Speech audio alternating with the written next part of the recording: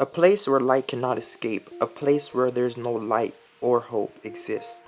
What if Deku had a quirk named Allblack? And just like every single video, this is just an experiment. So if this reaches at least 150 likes, I'll do part 2. Now roll that intro.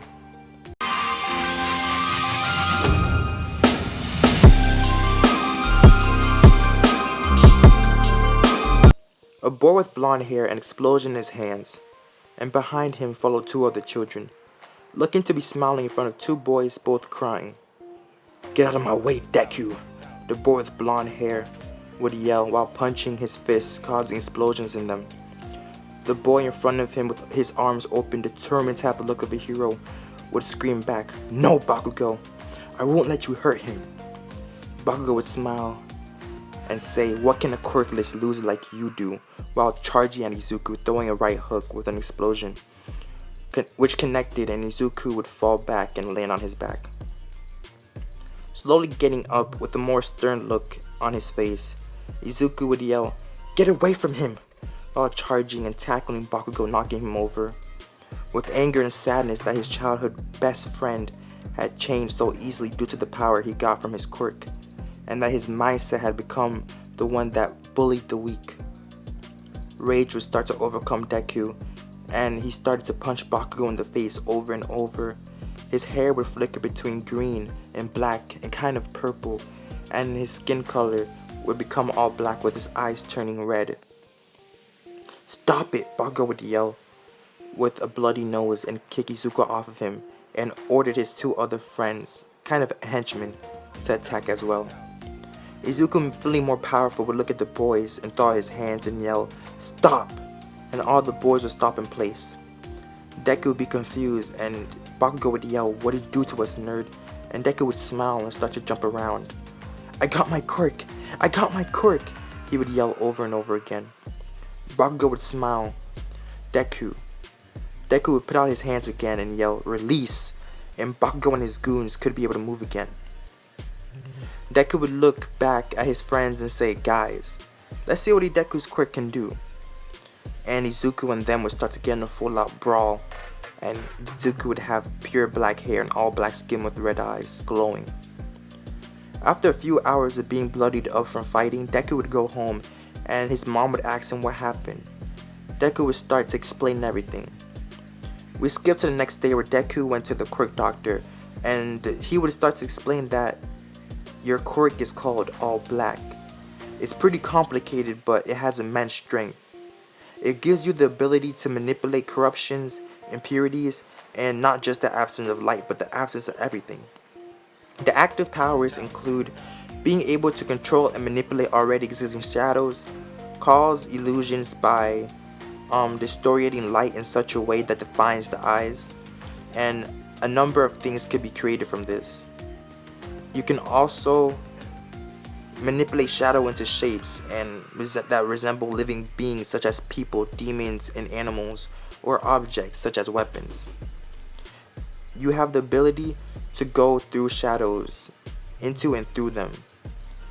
And your weaknesses seem to be you cannot be healed. That will burn your skin and cause immense pain, and you're very sensitive to light. You have some passive skills, which are night vision, which is the ability to see through low light, and you have a special skill that allows you to store up shadows and darkness within yourself and release them whenever needed. Your son has a powerful quirk, the doctor would say to Inko, and her son would start to smile.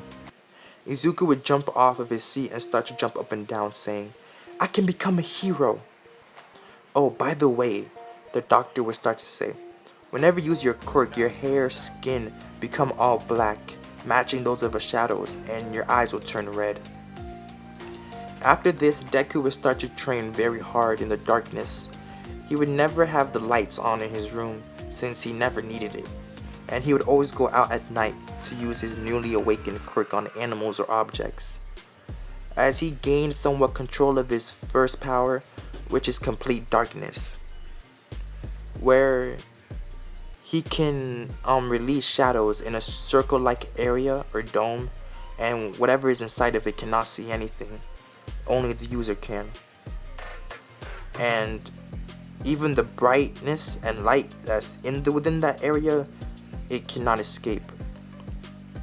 Over the years, the bullying would have stopped from Bakugo, and at the end of junior high, Deku is a beast.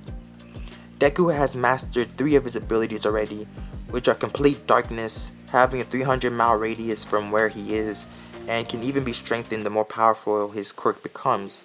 He has also mastered a skill called Dark Illusions, which you already know, and he can create up to 14 illusions at a time.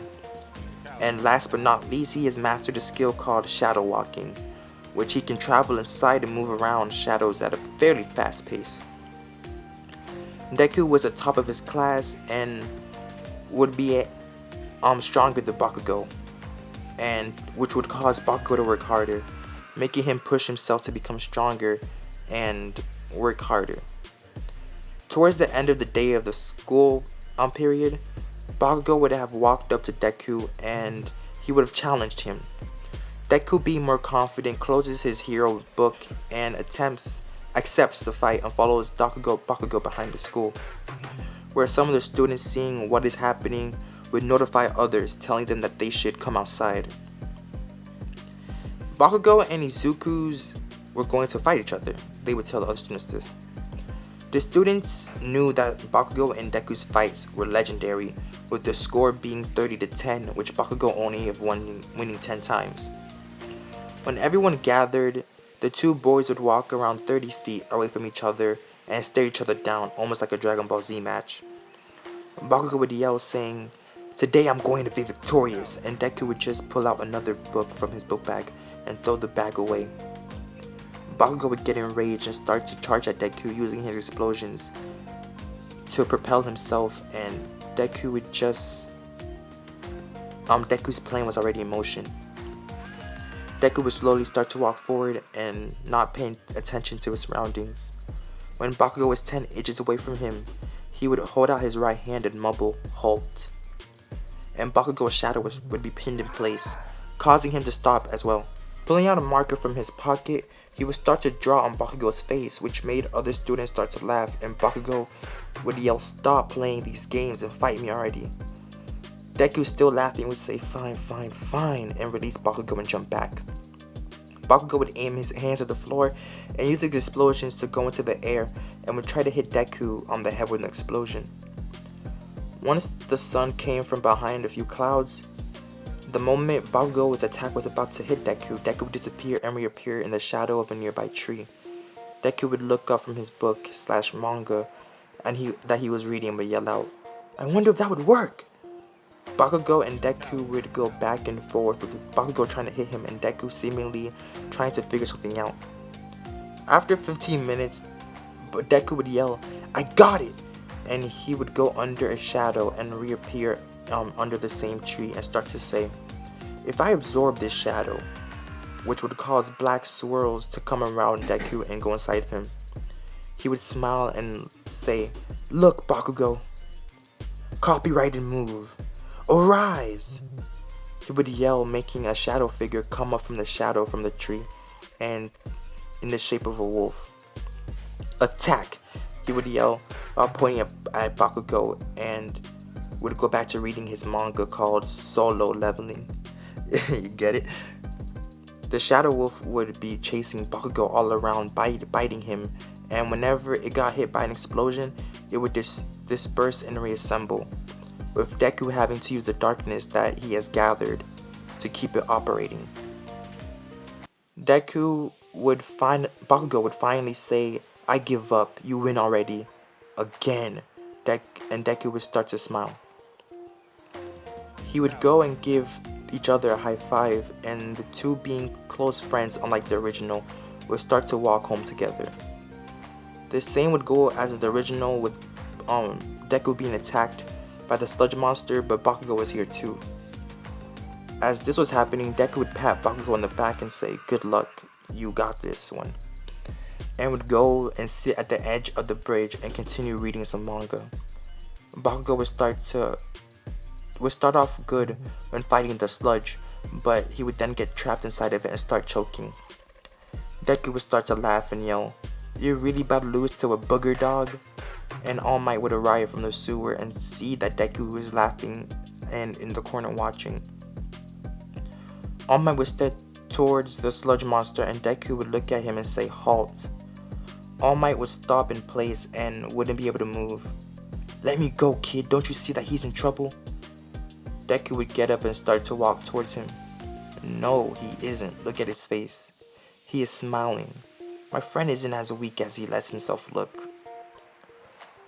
When Deku said this, Bakugo made a huge explosion, splattering the sludge villain all around him on the walls of the tunnel. Deku would then release All Might and say that they would all make small talk while Deku and Bakugo helped All Might pick up some of the sludge, putting it inside of bottles. All Might would consider making Bakugo his successor, but would then shrug off the thought and would have decided that it was time he listened to his old sidekick when it came to this. All Might would take his leave. Deku would look at Bakugo and tell him that even though they didn't tell the teachers that they were doing this, that they were planning on going to UA high school, that within these 10 months that they had, they should train together, raising their quirk powers and combat abilities. So over this time period, Deku and Bakugo would always come home with bruises on them, which worried their mothers, but they would explain that they were doing and which comforted them. And they both told them to train hard to get into UA and possibly become the #1 hero. At the end of the 10 months, Deku would have learned the moves that I stated before, all of them, and would be able to sense people and where they were by assessing their shadows. Him and Bakugo would also have been studying together so that they could pass the written exam. Once the day arrived, Deku would kiss his mom bye and head towards UA. Once he arrived, he saw Blonde with a smile on his face, and they would both pass each other, giving each other a high five in the air. "Good luck, Bakugo," he would tell his friend, and in reply he would get, "Good luck, nerd." But not even 20 steps after Deku said this, he would trip and start to fall. And Uraraka would try to save him, but he would disappear before she could touch him and reappear behind her. "Whoa!" She would start to shout and apologize that she was going to use her quirk on him to stop him from falling, but it seems that she didn't have to, that he had it under control. Deku would bow down and, bow over and start to say, "You did save me though, your shadow did," and would start to continue to walk, leaving Uraraka wondering what the hell he meant. Bakugo would be teasing Deku about the events that just occurred, and Deku and Bakugo would get pretty high scores on the written exam, and now they would be going to the combat exam. Deku, standing in the front of the entrance gate, would be stretching, and as the gates began to open, President Mike would yell, "There are no countdowns in a real battle, go!" As the students began to charge to the entrance, but Deku would run into a shadow and appear behind three three-pointers, and would use his shadow quirk. As he raised his hand, and from the 3-pointers, a shadow would appear and just smash them, destroying them. Deku would be destroying as many robots as possible, and he would form 3 All Might shadows. All Might in his prime at that, and the All Might shadows would be charging at nearby robots going around. The max he can make it is 3 right now, so more and more robots would be being destroyed, and people would wonder what the hell was going on.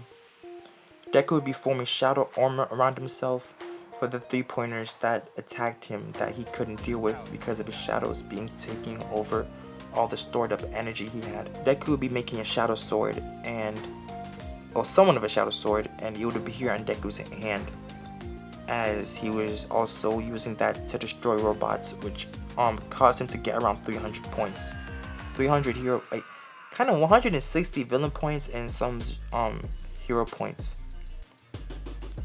He would start to hear the ground rumbling, and people would start to run past him, and Deku saw a girl scream as she was trapped under the rubble.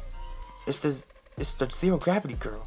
Why isn't she using her quirk to levitate the rock? That's like, bruh, what the fuck? He would see the 0-pointer and he would start to flex his muscles. He would say, "Shadow emergency," as the shadows from him would start to go off from himself and the buildings, causing around kind of 10 shadows, ginormous shadows to form. He would then say "Shadow Fist" as all the shadows punched the 0-pointer at the same time, destroying a part of him. The 0-pointer would start to fall back, causing a huge dust cloud when it hits the floor, and Deku would run over to Uraraka, lifting her up, saving her, and the time limit would run out. If you guys like this is always a possibility of being a series, so tell me if you want a part 2.